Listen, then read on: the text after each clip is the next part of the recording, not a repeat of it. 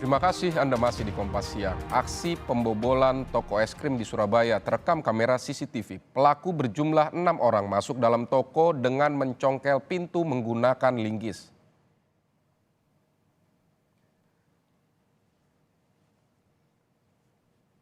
Saudara, beginilah aksi pembobolan toko es krim di Jalan Kapasan, Surabaya, Jawa Timur yang berhasil terekam kamera pemantau CCTV.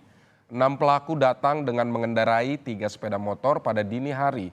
Dengan menggunakan linggis, pintu toko dibuka paksa dan 2 orang pelaku masuk. Pelaku berhasil membawa kabur telepon seluler dan uang di kasir dengan total kerugian 5 juta rupiah. Setelah pemilik melaporkan hal ini, seorang pelaku dapat ditangkap.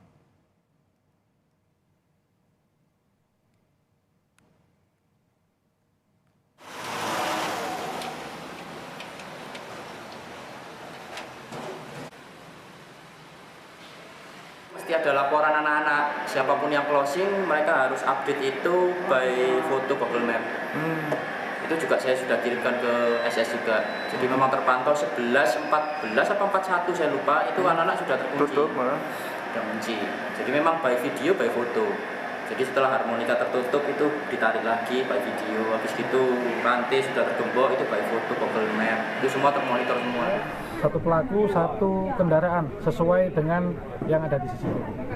Setelah itu perjalanan kita mendapatkan kendaraan yang lain.